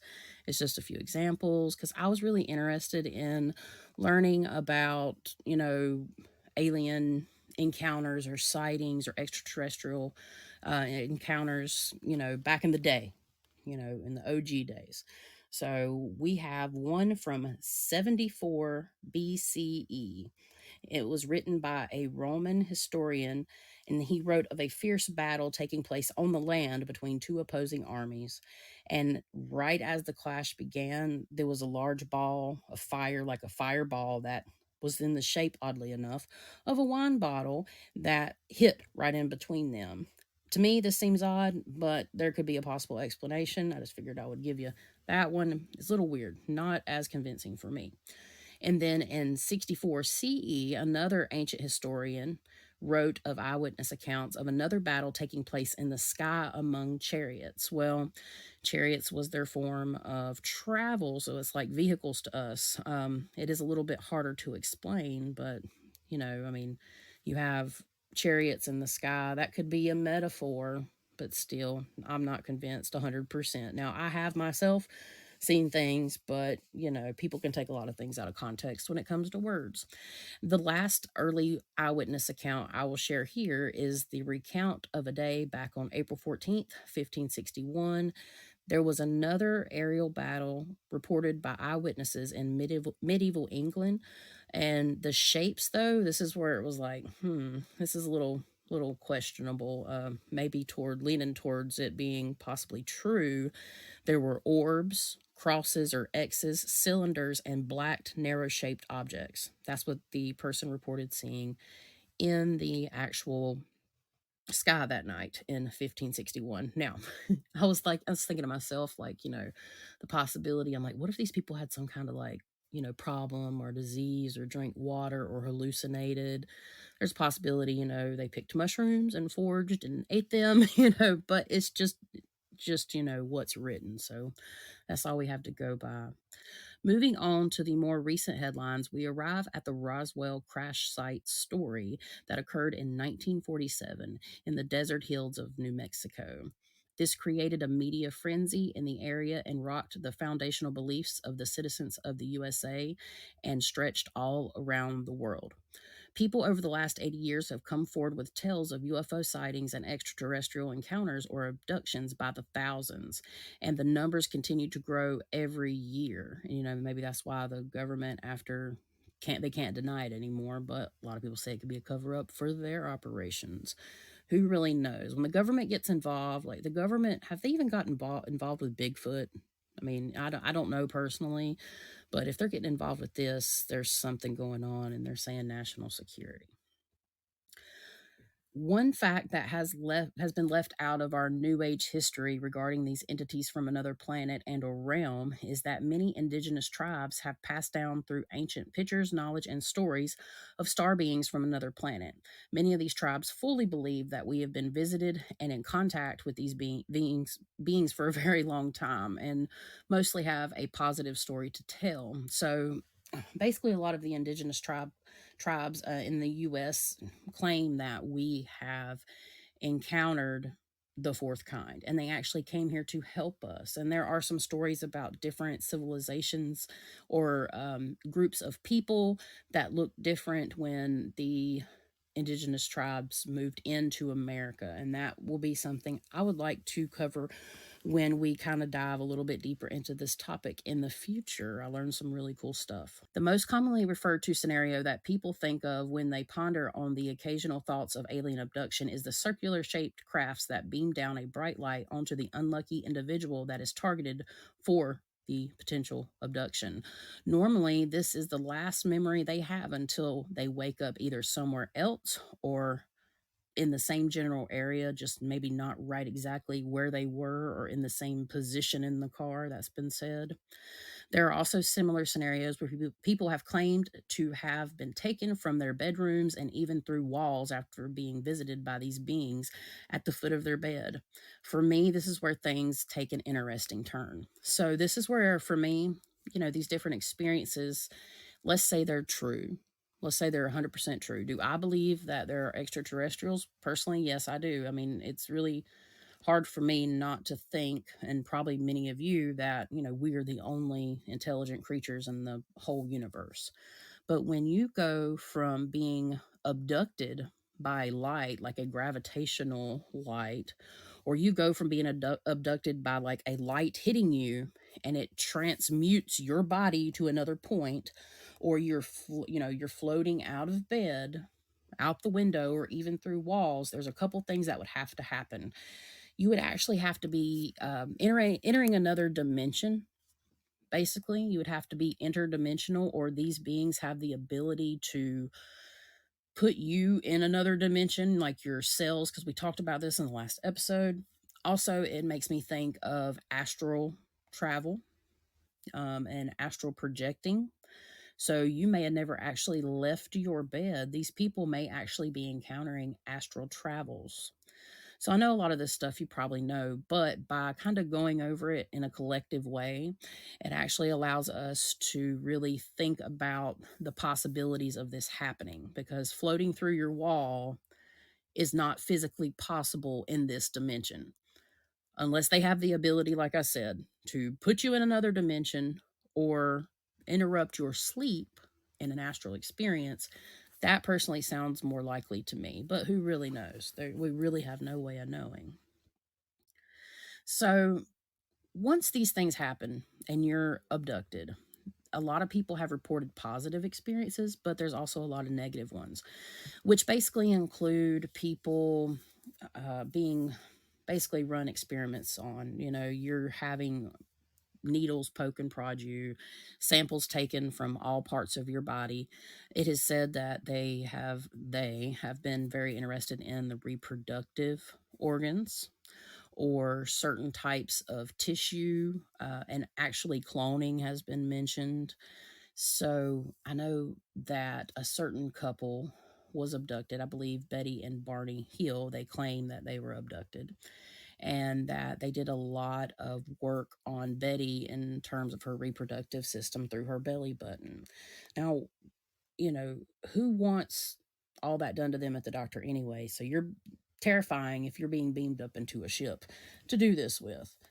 So, with that being said, a lot of the malevolent or evil encounters, I would consider this to be dark, because, nobody wants test to be a test experiment. I just find it interesting that a lot of these accounts, whether positive or negative, talk about telekinesis, they talk about telepathy, they talk about different things that are known intuitive or psychic medium abilities. Um, Interestingly enough, a lot of these people don't have a memory. So, is that being wiped with some type of technology? There's just so much that can be unpacked. Like, there's so much more I really could have added to this, but I wanted to keep it just straightforward and simple and smooth. A lot of people don't even remember anything until years later. They have a post traumatic stress from situations when it comes to doctor's offices, even though they've never had any situations. Like, they may remember this experience as they're sleeping and they feel like they're floating out of their room and think it's a dream. But in actuality, they start having trauma based reactions to certain triggers. And that there talks about the subconscious. And you can think of the subconscious mind as like a hard drive that has unlimited space. They say that we remember many more things in our subconscious than we do in our, conscious waking lives. And that can be tapped into by being hypnotized. So that's what Betty and Barney did to prove that, this was around 1950s, 1960s, and their event occurred in New Hampshire. And I'm kind of jumping ahead, but it's relevant. And they said this happened. They were back in their car so many hours later. A drive that should have took them 2.5 hours ended up taking them like 6. And they just felt like something was off, and they did not remember the events until they were hypnotized. I have seen people that I know hypnotized at the fair. And the guy that was with the group I was with, I've been around him, several times. He was very mellow demeanored. He was not, very outgoing or, joking around real a whole lot. And they straight up hypnotized him and made him like cluck like a chicken and dance like a chicken and all kinds of craziness. So I know from my own experiences, it is possible. Unless he slipped him a 50 when he got up on there. But for real, like I do believe in that. That's a scientific method. It's been proven that people can be hypnotized. It's just whether or not you choose to believe it. They use it in therapy too. Right. Right. And it's just a method of, being able to bring up repressed memories. Everybody's heard of being hypnotized. And to bring up those repressed subconscious memories to be able to remember things. And as you're able to work through them, if you know what those triggers are. Well, same thing for alien abduction. So, for existence and function, this is basically going to be my personal intuitive thoughts. Kind of covered it already, but is it a possibility they're real? I believe so, based on all the people that have seen them. Plus, I have a not a large amount of photos, but I started getting interested in taking pictures of the sky. And there's definitely things up there that are not shaped like regular airplanes. Okay. I might actually end up sharing some of those during this episode's like social campaign. I've got to locate them, but I know I have them, and they're interesting. Now, could they be something made by man? Probably. There's a good possibility, but some of the stuff's just really, really awkward. And Spirit told me a couple things about their existence and function. So, and I know the difference between my own thoughts versus what Spirit tells me comes in a different vibration and a different energy. Spirit pointed out the light beam. So, I believe in some cases, and these are people that are really adamant that this happened to them, people that are, predominant in society, gives you reasons to believe them. There's something to do with quantum physics and quantum light that allows people to be either teleported somewhere, like I was discussing this earlier. Spirit really did say that. And then you go on the topic of why are they wanting to do experiments on our bodies. Now, for more malevolent stuff, sometimes they just want to have a chat. Evidently, some people say they just want to chat about humanity.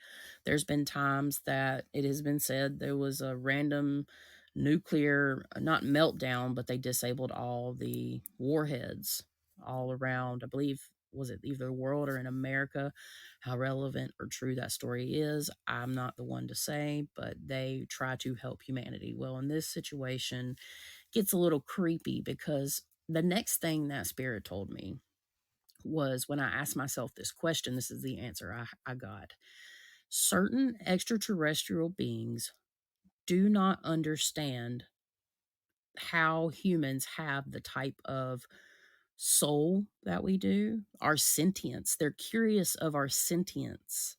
And this, goes to say, like, well, if everything's made by a creator, which is still very, very a creating origin source of energy, whether that be however you believe, there is something about human sentience that intrigues these beings. And they want to learn more about our energy because if they understand light, vibration, frequency, and all of that, they have unlocked a whole branch of physics that we are not there, we don't understand yet. So for me, that's a point to where, like, that makes sense. So are they studying our, you know, bioforms, our earthly forms, our physical forms only? No, I don't think so. I truly think that they are actually studying our sentience because they see us in a different way. It's been said that they can cloak themselves as well.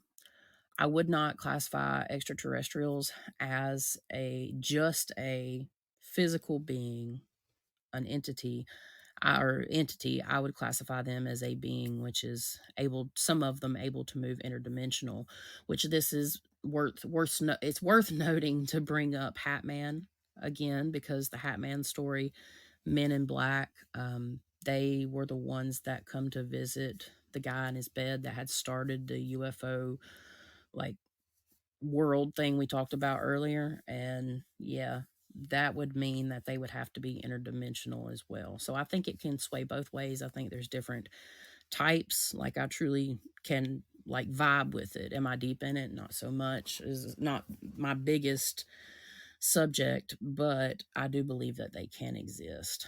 And then a couple popular examples, told you about Betty and Barney. And there's one story about a lady that was actually supposedly pulled, there was eyewitnesses to, uh, pulled out of her window in Manhattan and abducted, had experiments run on her, and they actually found a foreign object in her nose. And supposedly, when they went to remove it, there was nothing. When they saw it on X-ray, they went to remove it. It was not there. So I don't know the true like down to the nitty gritty of that story. I'm not going to sit here in front, but there have been times that people have said that they have seen people float out of their bedrooms on like the 50th story of a building. So that pretty much sums up everything I had to say about extraterrestrials slash interdimensional physical whatever beings entities. I have some experiences. Go for it. So they're not physical, like, you know what I mean.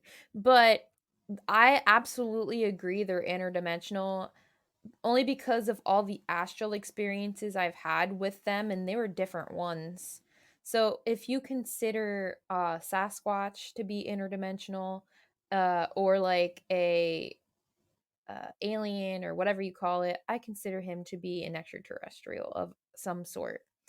And then I've had an experience where my guides had me, like, it was after like a hard time. So sometimes my guides will have me do something fun. And so we had a party on the astral realm, and beings from all over the place were like invited.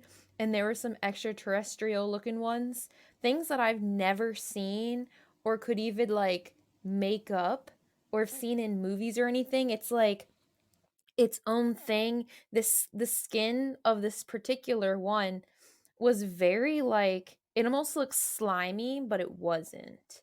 And it was like with blues and purples and pinks and blotchy, and it was really cool.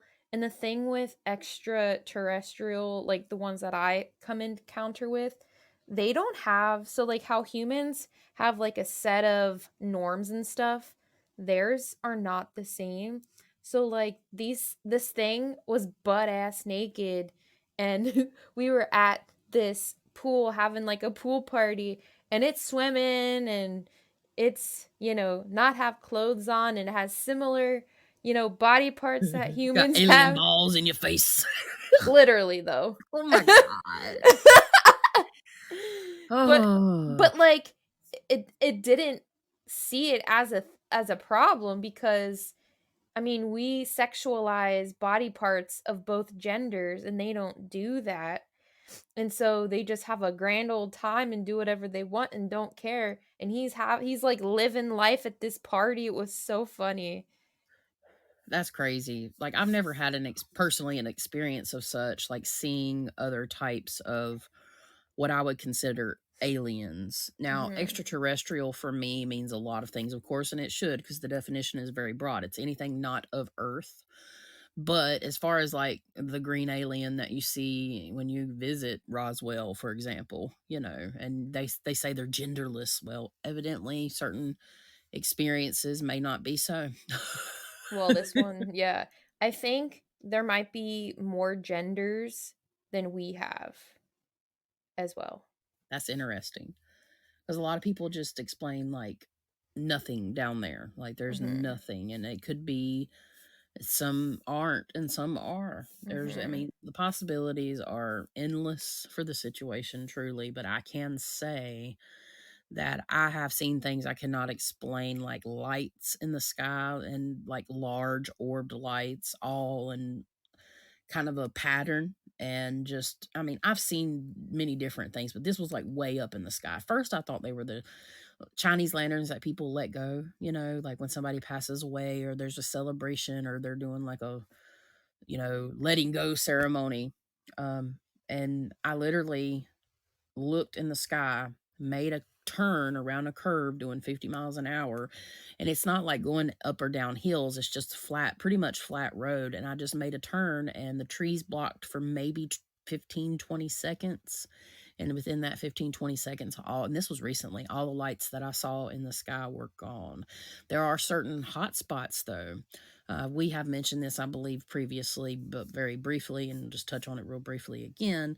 The 37th parallel of the longitude line around the Earth, and especially here in America, I can say for here, there is a lot of UFO or unidentified aerial phenomenon in that 37th parallel, as well as a lot of paranormal phenomenon. So, another thing I forgot to mention was our signature. Earth has an energy signature, the Schumann resonance. They can see, like, if they can actually, like I was shown, if they can actually see and understand vibrations, frequency, and light, then and I really truly believe that, because if you look into like the pyramids, I saw things saying like the coordinates of the pyramid, which runs around near the 30-degree longitude line.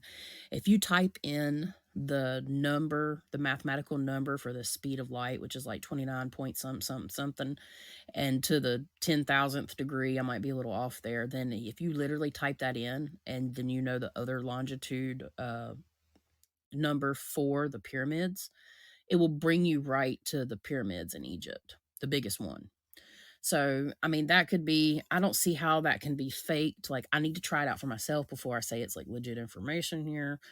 But it's just something interesting. I think they understand lights. I think light energy. I think they understand frequency and vibration more than we do.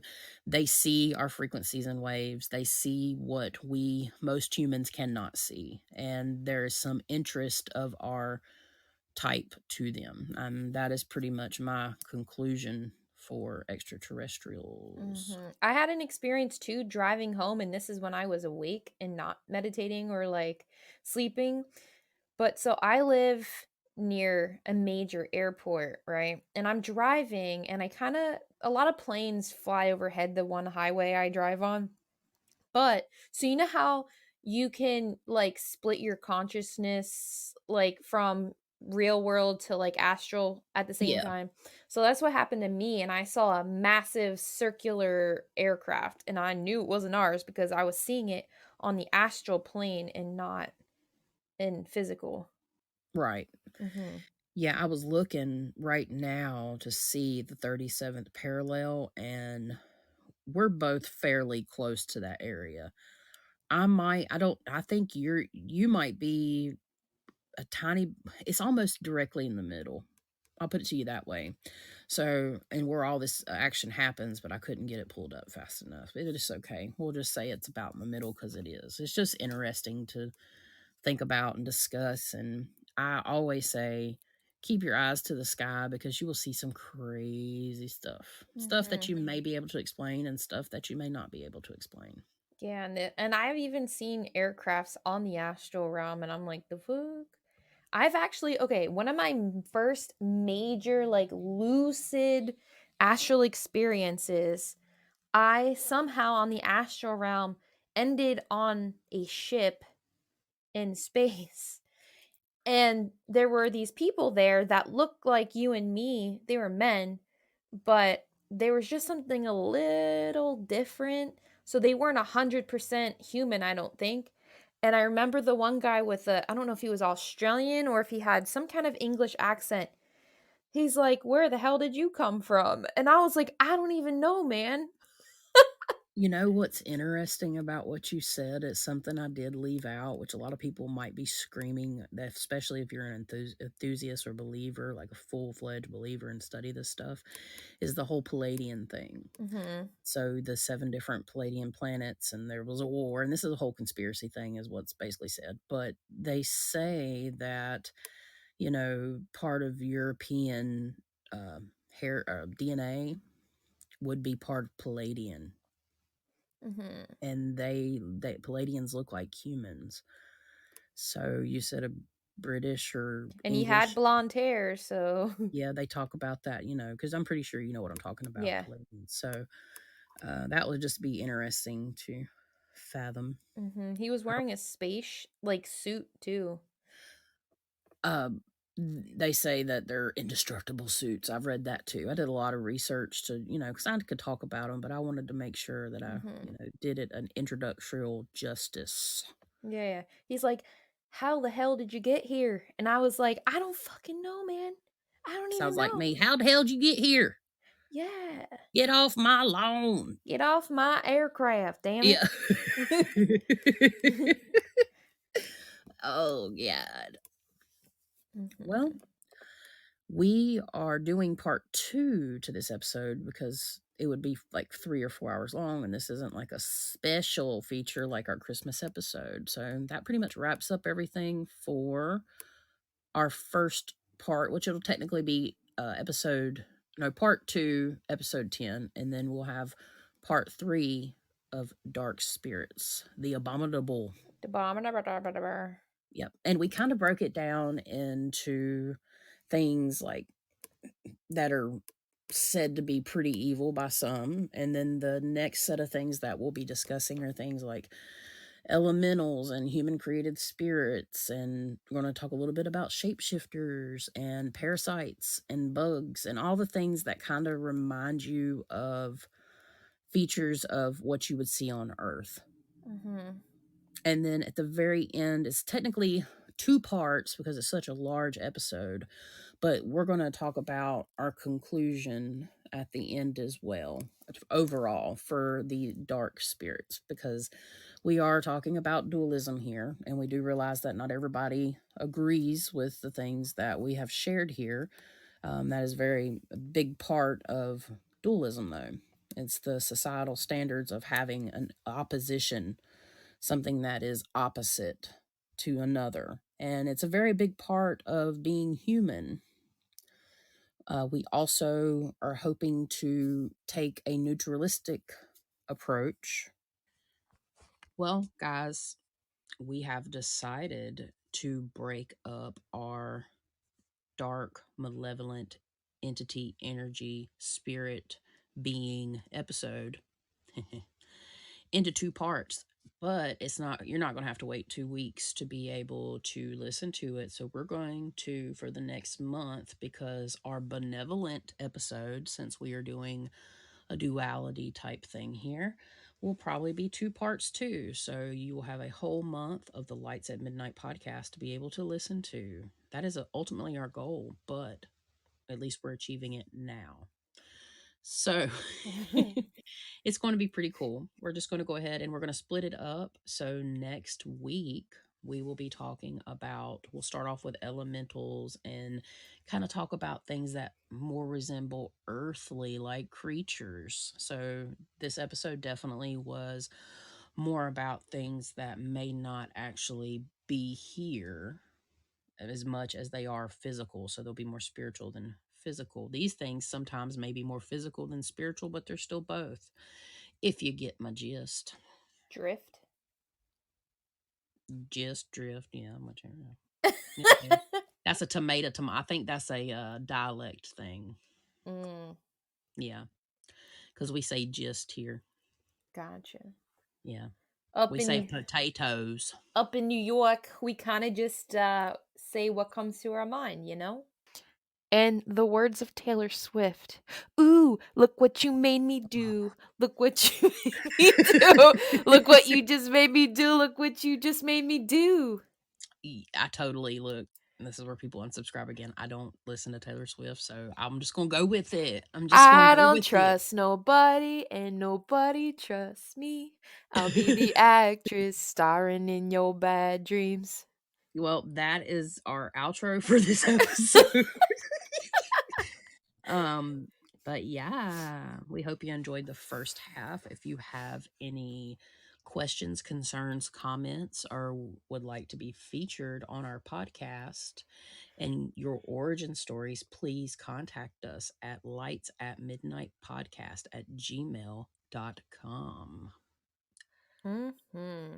Yep. And you could find us on all social platforms pretty much, except for like Snapchat, because I'm too old to have a Snapchat. M probably has one, but I do not. I'm sure there's other people my age that have Snap. But, anyways, you can find us there. We have a pretty cool thing going on TikTok, and we get in there on Instagram. We got a lot of friends and on Instagram that we chat with sometimes, some super awesome people. But yeah, find us on our socials. Snapchat is chuggy. That must be a dialect difference in words because I'm totally not following. It's okay. We'll let the younger generations, tell people what that means. Yes, yes. So look for a bonus type drop. It won't be quite a bonus. It'll be a part 2 to this episode next Monday. So stay tuned. And until next time, we are super excited to bring you some super awesome content. We really appreciate you guys checking us out. Thank you to all that took the time to listen to this week's episode. Your support means the world to us. And remember, all of us have the ability to shine brightly and shed positivity, even in the darkest of places. Stay safe, stay well, and light it up!